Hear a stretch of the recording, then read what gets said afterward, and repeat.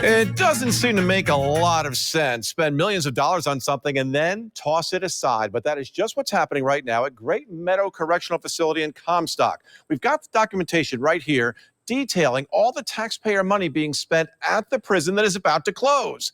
And you better believe you paid for it.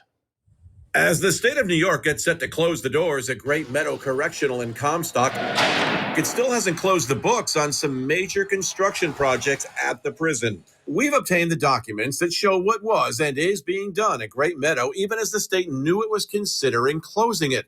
The shutdown will happen in November. This document outlines a $5 million project to do repair work on the perimeter wall. Some of that going on as we watched. This one, an $8.1 million project to replace windows in Building 9. The end date on both those projects is the second half of 2025, close to a year after the prison is scheduled to be mothballed. Here's the contract information for a project scheduled to end weeks before the closure. Electrical work in cell block C and D in Building 2, $4.3 million. I'm reaching deep. Rick Vlatka is a former corrections lieutenant at Great Meadow. He has seen the work firsthand. The plumbing, the heating, the HVAC, new windows, new insulation.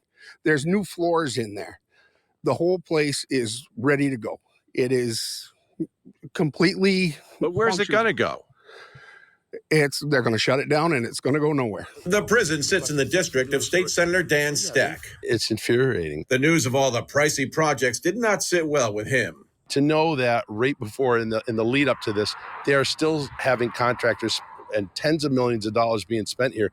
You know, this is money that could go to a lot of other places. Somebody should have known, hey, you know, we're about to close this. Don't do that. Don't do this. The option to close up to 5 state prisons was part of the state budget passed in April. In July, the state chose Great Meadow and Sullivan Correctional for closure, citing a variety of factors. Docs, the Department of Corrections and Community Supervision, tells us that projects at the prison the past 5 years total approximately $54 million. And in a prepared statement, Doc says, quote, "The projects you reference have been in the planning for years. With the facility closing in November, the projects will help preserve the state's assets for any possible reuse of the property," end quote. There are other questions about finances and your taxpayer dollars in closing this prison. It houses the only chemical lab in the state prison system. It's known as the Soap Factory. This is a superior product. New York Clean hand sanitizer was produced at Great Meadow during the pandemic. Diesel exhaust fluid is made there for government entities all across the state. Now a new chemical shop may have to be put together at a different prison, and that could be millions more. I mean, that's just crazy. I mean, who would spend money like that? I'll tell you who, the state of New York. It's unclear what will become of Great Meadow. There's nothing you can do there. There's nothing you can use that place for other than incarcerating individuals. Because of its proximity to the Adirondack Park, future usage could be tricky. They can't sell it. Who's going to buy a prison? I'm not in the market for one today. Not too far away, Mount McGregor Correctional closed in 2014. That was 10 years ago.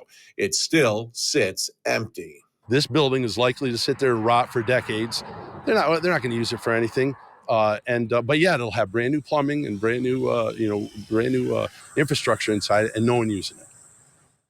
Now, I've also learned from docs that a major upgrade of the facility's powerhouse is almost done now. Total cost of that, $14 million. It will continue to provide power to the smaller Washington Correctional Facility right across the street. And docs tells me it is still evaluating options when it comes to the chemical lab, or soap shop as it's called.